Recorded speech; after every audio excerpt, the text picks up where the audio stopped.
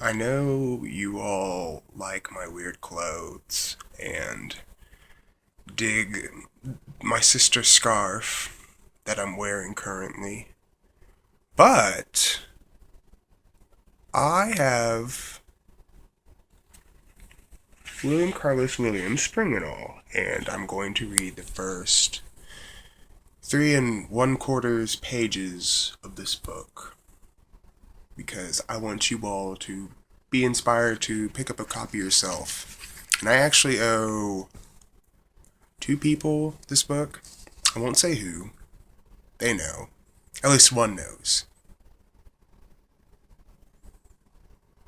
And I hope the other one doesn't know. Sorta. She'll find out.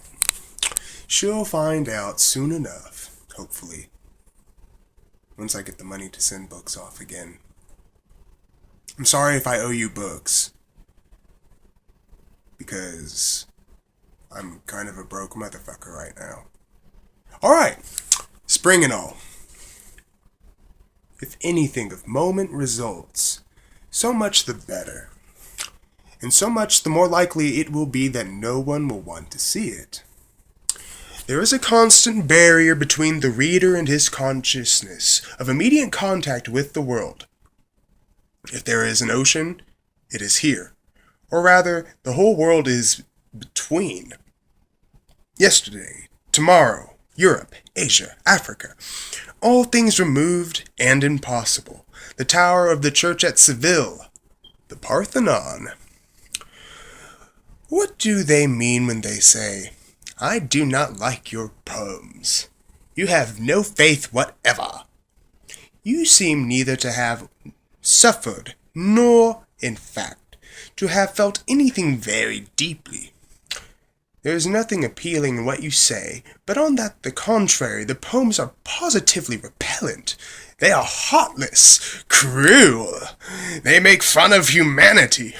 What in God's name do you mean? Are you a pagan? Have you no tolerance for human frailty?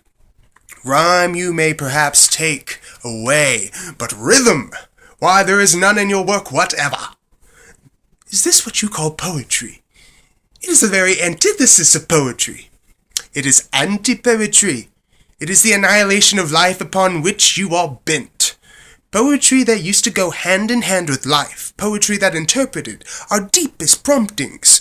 Poetry that inspired, that led us forward to new discoveries, new depths of tolerance, new heights of exultation. You moderns! It is the death of poetry that you are accomplishing. No, I cannot understand this work.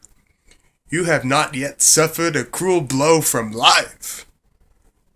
When you have suffered, will you write differently? Perhaps this noble apostrophe means something terribly for me, for I am not certain. But for the moment I interpret it to say, you have robbed me. God, I am naked. What shall I do? By it they mean that when I have suffered, provided I have not done so as yet, I shall too run for cover, that I too shall seek refuge in fantasy. And mind you, I do not say that I will, to decorate my age. But today is different. The reader knows himself as he was 20 years ago, and he has also in mind a vision of what he would be someday.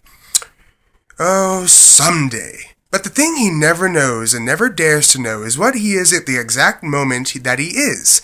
And this moment is the only thing in which I am at all interested. Ergo, who cares for anything I do? And what do I care? I love my fellow creature. Jesus, how I love him. Endways, sideways, frontways, and all the other ways. But he doesn't exist. Neither does she. I do, in a bastardly sort of way. To who, then, am I addressed? To the imagination. In fact, to return upon my theme for the time, nearly all writing, up to the present, if not all art, has been especially designed to keep up the barrier between sense and the vaporous fringe which distracts the attention from its agonized approaches to the moment. It has always been a search for the beautiful illusion. Very well, I am not in search of the beautiful illusion.